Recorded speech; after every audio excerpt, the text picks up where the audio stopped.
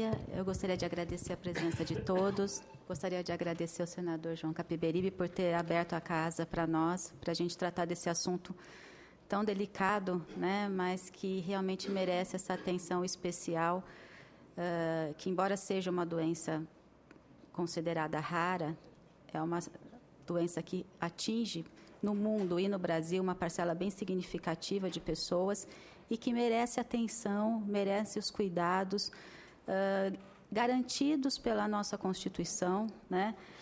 E, infelizmente, rotineiramente desrespeitados. E como a gente ficou claro aqui nos depoimentos, né? O principal inimigo dessa doença é o tempo. Então, para quem não tem tempo, um trabalho do governo e da sociedade, ele tem que ser muito rápido, muito efetivo, muito compromissado, realmente com o paciente. Porque senão não vai ter mais pacientes para serem tratados, e a gente precisa disso. Eu gostaria de fazer também, lógico, em meio de algumas críticas, mas considerar alguns avanços que estão tendo nessa área de saúde. Podemos verificar, inclusive como o Dr. Jorge Venâncio falou, na área de pesquisa clínica, a gente vê realmente um trabalho sendo feito pela CONEP e que está surtindo realmente alguns resultados positivos durante esse tempo, e a gente tem que falar um pouco disso. A gente tem que criticar, mas também saber a hora de poder elogiar algumas situações. Não estamos na perfeição, não atingimos isso, mas eu acho que é algo que a gente também tem que falar. No entanto, eu vou falar um pouquinho aqui sobre uma questão que está muito em pauta e que sendo muito falada, é a questão do direito à saúde e o orçamento público. E isso é sempre colocado de uma forma um tanto complicada, principalmente quando se refere a um paciente com uma doença rara, né? Os custos que esse paciente pode representar para o governo. E isso acaba dando, acho que, uma outra punhalada no próprio paciente, que, além de travar essa luta contra a doença, parece que se vê sanchelado com aquela tarja, né? Eu tenho um alto custo para o governo, caso eu queira ser tratado. Vou passar um pouquinho aqui. Bom, como eu não vou me estender a cada artigo, porque a gente sabe realmente que o direito à saúde é um direito constitucional, é um direito erigido à categoria de fundamental. Os serviços de saúde são os únicos serviços colocados como de relevância pública pela Constituição Federal e que devem ter aplicação imediata às normas relativas à saúde. Então, isso é claro para nós. A gente tem uma Constituição maravilhosa e, ao meu ver, por si só, conseguiria tratar todos os pacientes com doenças graves, raras, doenças de maior prevalência do nosso país, caso houvesse realmente um compromisso sério com a execução desses serviços. Nós sabemos que atualmente tramitam no Congresso muitas leis que dispõem sobre a obrigatoriedade de dispensação, seja de medicamentos e de tratamentos, para uma série de patologias, uma série de doenças. Embora essas normas infraconstitucionais, elas seriam um meio para se conseguir diretamente isso, mas já é garantido pela nossa Constituição. Infelizmente, o que eu vejo são leis em cima de leis e desrespeitos em cima de desrespeitos. Eu pergunto, para que tanta lei? Para que tanta nomenclatura? Não seria muito mais bom senso? Eu falo, não é a doença em si, o nome, o CID, que gera um direito para o paciente. O que eu acho que gera um direito para alguém é o impacto que essa doença tem na sua vida. As características individuais, o que realmente acontece. Eu posso ter uma patologia que um outro indivíduo também tenha, mas em condições muito menos gravosas, que não geram alguns direitos. Eu costumo falar, às vezes, para algumas pessoas, olha, graças a Deus você não tem esse direito, porque para ter esse direito você teria que estar inválido, por exemplo. Então, às vezes eu falo, graças a Deus esse você não tem. É isso que eu falo, é o impacto de uma doença, que a gente tem que realmente considerar como ela é impactante, ela é degenerativa, ela é progressiva. Vamos considerar dessa forma, vamos ter bom senso para tratar o paciente e não colocá-los em caixinhas de doenças e se vai ou não ter direito. Para mim, isso é discriminação, isso é afronta à Constituição Federal. Leis específicas, para mim, você está discriminando uma parcela. Eu vou dar um exemplo, lógico, também eu sou favorável, eu luto por algumas leis, mas eu me questiono isso. Vamos supor, a lei do autismo foi um avanço? Foi um avanço para muitos pacientes. Mas tem pacientes que têm espectro autistas, mas infelizmente não foi enquadrado naquele CID. E, às vezes, ele tem tudo para ter aqueles direitos ou não. Então, a Constituição Maior já garante isso. Leis infraconstitucionais também garantem. Então, eu acho que a gente teria que olhar com uma visão mais humana para a situação. Enfim, essa é a minha visão. Por quê? Senão vão ser leis sempre feitas em cima de leis para serem desrespeitadas, não serem cumpridas, e o caminho para o paciente, que travou já uma batalha para um diagnóstico, que muitas vezes não foi precoce, já está numa situação devastadora quando tem esse diagnóstico, tem que travar uma outra batalha para um tratamento, e que muitas vezes ele consegue, infelizmente, via judicialização. Que, eu repito, não é o melhor caminho, jamais, principalmente para o paciente, mas em muitos casos é o único caminho, porque existe uma inércia, uma demora de um tempo que ele não pode esperar. E aqui nós vemos alguns exemplos de leis, né, que foram publicadas, que foram sancionadas, justamente para conduzir o tratamento de alguns pacientes, pacientes portadores do HIV, pacientes com câncer de mama que precisam de cirurgias reparadoras, e foram leis, né? Ou seja, é o legislativo aí atuando na forma como o executivo deveria implementar isso. Então, é possível, sim, essa interação entre os poderes, tudo a favor do paciente. Eu acho que a independência de poderes, ela deve existir, sim, mas desde que cada um atue eficazmente na sua forma, porque senão vai virar terra de ninguém. A gente não vai poder cobrar algo que está sendo desrespeitado rotineiramente. Aí não existiria nem motivo para se fazer leis. Não adianta o legislativo fazer leis. Se o executivo não executar, quem que tem que entrar? Sim, é o judiciário, porque isso tem que ser implementado, senão não tem sentido criar para não ser cumprido. É um esforço em vão, é uma luta em vão, todo ano sendo feito para que nada funcione. Eu acho que tem que existir um compromisso muito sério dos nossos gestores, dos nossos governantes, que são funcionários ou representantes do povo, que nós escolhemos e nós colocamos ali. Eles estão ali por nós. Os poderes são feitos pelo povo e para o povo, para nós sabermos a condução disso e para atender também uma parcela de pacientes com doenças graves e raras e que precisam de tratamento, que precisam de diagnóstico, que precisam de um orçamento para isso. Eu acho uma irresponsabilidade em alguns assuntos. Você fala, bom, criamos uma política de atenção integral às pessoas com doenças raras. No papel, como se cria e não sabe de onde se vai tirar recursos, eu acho que tudo tem que vir junto, para que aquilo seja efetivamente implementado. Senão passam-se anos, e a atenção integral, quando ela vai se dar? Esse paciente não pode esperar. E, infelizmente, esse paciente vai falar, mas eu tenho uma política de atenção integral que não me garante isso, eu tenho uma lei acima disso que também não me garante, eu tenho a Constituição que também não me garante. E, infelizmente, ele vai ter que se socorrer do judiciário. E aí vem toda aquela situação. A judicialização acaba com o Sistema Único de Saúde. Quer dizer, já vai mais uma chancela para esse paciente. Será que é isso que acaba com o Sistema Único de Saúde? É isso que descaracteriza, destrói toda uma assistência?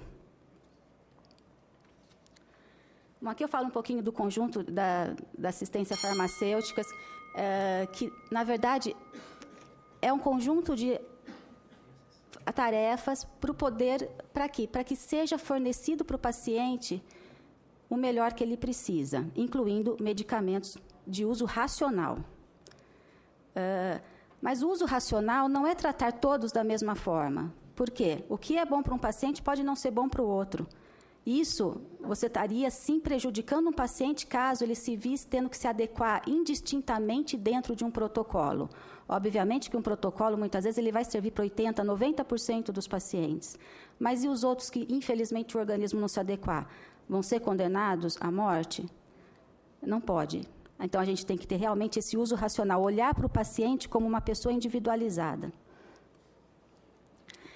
E a gente está cada vez mais, principalmente esse ano, ouvindo falar da escassez dos recursos. E a gente tem que parar um pouquinho e pensar, qual que é o principal direito, o bem maior que a gente deve garantir num país? É o direito à vida e o direito à saúde. Esse é o principal. É a base de toda uma pirâmide.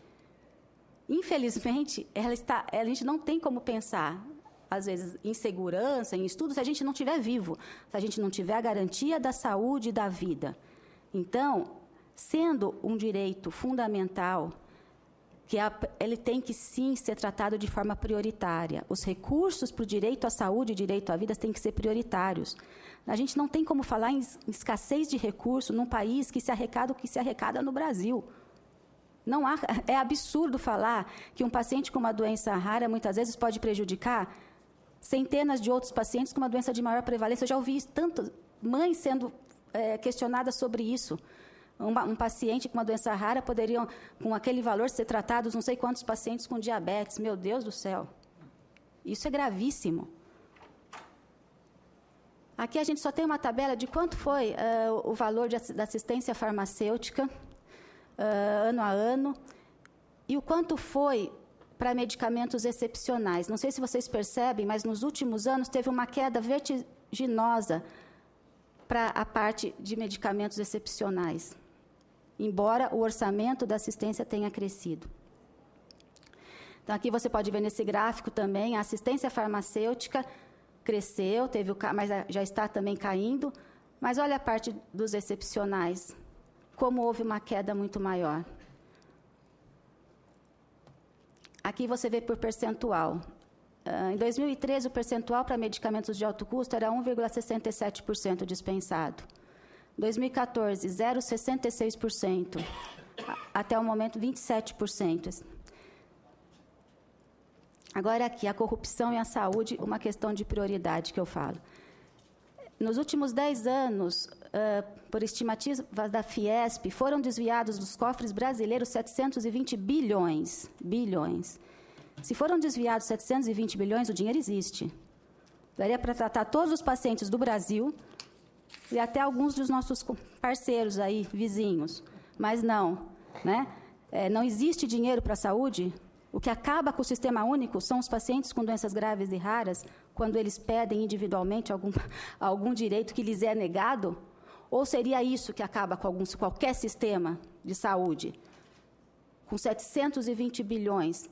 E nos contratos do governo, entre a União, com municípios, com ONGs, 80% com irregularidades. Isso acaba com qualquer sistema assim, mas não é o paciente individualmente pleiteando o que lhe é de direito que acaba e que destrói um sistema único de saúde. As operações da Polícia Federal desde 2003, isso acaba com o sistema. Olha quantos... Aqui chega a ser mais de bilhões também. Isso aqui poderia, sim, ter ido para o paciente. Sim, o que se gasta também para isso, né? É muito complicado. Corrupção e saúde é uma questão de prioridade. Então, são 720 bilhões estimados em 10 anos. Embora tenha crescido o orçamento do Ministério da Saúde para medicamentos de alto custo, isso teve uma queda vertiginosa. E a gente realmente evidencia esse esforço do governo em restringir o acesso à saúde, que é uma grave afronta, como a gente já disse. Aqui, olha o orçamento do Ministério para a Saúde em azul. E lá, está vendo a linha vermelha para medicamentos excepcionais? Aonde estão os medicamentos para pacientes com doenças graves e raras? Isso aqui é um exemplo que a gente está dando na parte de saúde, não restringe-se a isso, mas é um pequeno exemplo. E o valor de uma vida? No dia 17, no evento que teve, Saúde é Direito de Todos e Dever do Estado, o ministro Arthur Quiorio afirmou que a judicialização da saúde coloca os gestores em situação complicada e prejudica os usuários do SUS, em detrimento a uma pequena parcela que judicializa a medicação de alto custo. Copa do Mundo e saúde, uma questão de prioridade. Segundo o Tribunal de Contas, o Brasil gastou 25,5 bilhões com a Copa do Mundo, 8 bilhões só com construção de estádios. O custo de uma vida ela não pode ser calculado em comparação ao custo de outras vidas. Cada pessoa tem as suas necessidades. mas é perfeitamente possível você calcular quantas vidas vale um estádio de futebol, ou quantas vidas vale um esquema de corrupção. Isso você tem como calcular. O direito à vida, sobreviver. Também no dia 16, na audiência pública, que alguns tiveram presente, né, Élica? A Clarice Petramalli, ela disse o seguinte: os medicamentos órfãos são medicamentos de alto custo que não curam a doença. Deve-se ter um esforço para incorporar medicamentos que, de fato, sejam efetivos na cura. Eu também acho, todo mundo quer a cura. E quando não tem a cura, o que se faz? Morre? Então, os diabéticos esquecem insulina, não é? Pacientes com HIV, melhor não tomar o coquetel. Pacientes cardiopatas, esquecem o tratamento, porque não é cura, não é verdade? Esses pacientes precisam estar vivos quando chegar a cura. Eles vão ter qualidade de vida, dignidade, garantido na nossa Constituição. Agora, você tem que esquecer tudo para pensar só na cura. A cura, realmente, ela tem que vir. Mas se você tem algo a mais, não são todas as doenças, a gente sabe que não são, mas se você tem que ter todos os meios de barrar aquela doença, de barrar o sofrimento daquela pessoa, de trazer mais dignidade e qualidade de vida para esse ser humano. É um absurdo você fazer uma comparação dessa. Ao meu ver, é um absurdo. E mais absurdo, como a gente fala, nós não temos os programas das pessoas com diabetes, programas legítimos. Eu concordo com esses programas, como concordo com programas para todas as doenças graves e raras de maior prevalência. Não temos os retrovirais, medicamentos para pressão, para colesterol. Eles não são cura, mas eles são também garantidos.